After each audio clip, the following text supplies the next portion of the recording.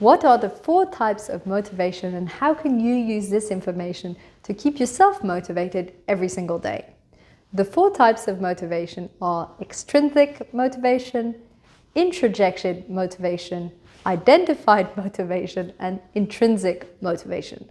Let's explore each of them in depth one by one.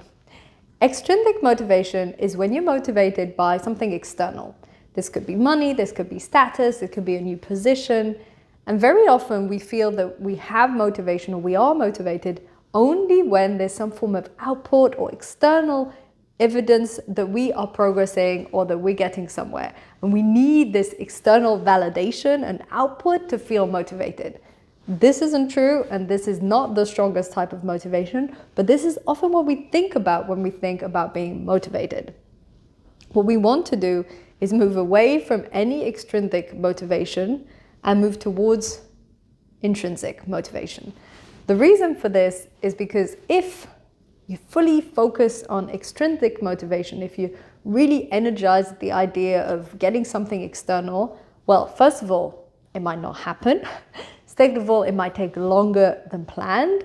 Third of all, you might be hating the journey and the process to get to this goal. And then what's the point? What's the point in spending 10 years in a career you hate just because you wanted to be promoted or earn a bit more money?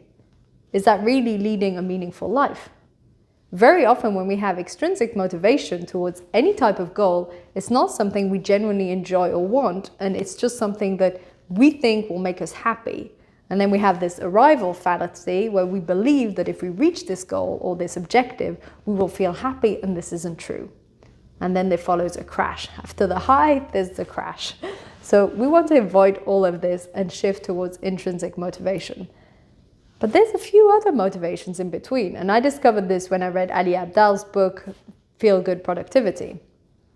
When I read this, I thought, this is interesting. I hadn't heard of the other 2 types of motivation. And so there's introjection motivation and identified motivation. Introjection motivation is when we do something because we feel we should do it and we feel guilty that we haven't done it before. This could be because maybe your peer group runs and exercises a lot and you feel too much guilt after a while, so you start running. It's kind of a bit extrinsic motivation, but it's a bit also intrinsic because it comes from you wanting to do it, but there's this shame and guilt. We've all felt this. I know I've felt this where I feel I need to progress on something or it should be done, and I start to feel guilty or shame because I'm not progressing how I should be, and then you do it. This is introjection motivation. Needless to say, that's not the best form of motivation. We don't want to just do things because we're feeling guilty about it. A lot of times I actually think that when people have accountability partners, it taps into this type of motivation. It's not fully extrinsic, but it's just you'll feel too bad or too guilty if you don't hold your promise to your accountability partner. The third type is identified motivation. This is when you're doing something because you identify with it, feels part of your identity, and you're doing it for the value of the activity rather than for the actual enjoyment of it. For example, you might start to exercise not because you genuinely enjoy it, but because you want to feel more healthy. This is similar to intrinsic motivation. It could help you to give you a bit of a boost, bit of energy. It's similar, but it's not quite on the same level as intrinsic motivation because there's still some part of you that doesn't really enjoy the process and you're doing it only for the value of the activity. It's not quite the same thing. And if we really think about it, over time, if you're feeling motivated because it provides value to you in your life, you might be able to be consistent, but maybe after a while, you're more likely to stop.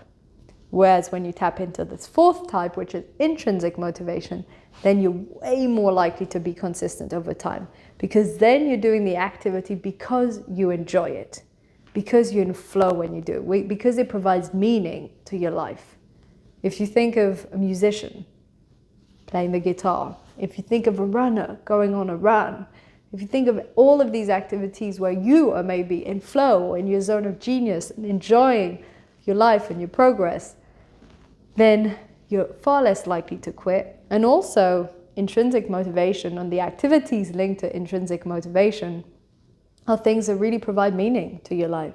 the activities that you genuinely enjoy doing. So the more you do them, the more pleasure you get, and this will keep you fulfilled and happy and joyful. But there's something that's important here to take in mind is when we look at these different types of motivation, we might not directly begin at the intrinsic motivation. If you've never run in your life and you start running, you might be doing it for extrinsic reason, to look good in front of your peers. You might be doing it for introjected reasons because you feel too bad not doing it. You might be doing it for identified reasons, just for the benefits of running because it's good for you, but you might not be doing it for intrinsic motivation because you generally love the process of being outside or running and being one with nature. And so it might just build up gradually. So here's my invitation to you. Look at the different activities in your life. Some hobbies, maybe some of the work activities that you do, and ask yourself, what type of motivation shows up most for you in those areas? Are you mostly driven by extrinsic motivation in your work, or by intrinsic motivation, or somewhere in between? What makes you show up in your exercise routine, or in reading, or any other activity that you take on? What type of motivation comes up most? Of course, it can be a mix, but there probably is one dominant type of motivation that shows up for each activity. If you're clear on this, you can start to ask yourself, first of all, when it's extrinsic motivation, if that activity is really aligned with your values and what's important for you. Because chances are, if you're just showing up at work for the money, probably don't love your work that much. Am I right? So you might want to think, can you shift this? Either how you show up at work or the type of activity you're doing or even changing the work, it depends. The same with the hobbies. We want to look at, are these things that you're genuinely enjoying, or are these activities that you do because you feel bad and guilty about it, or because you feel that you get more recognition or reward or money from doing them?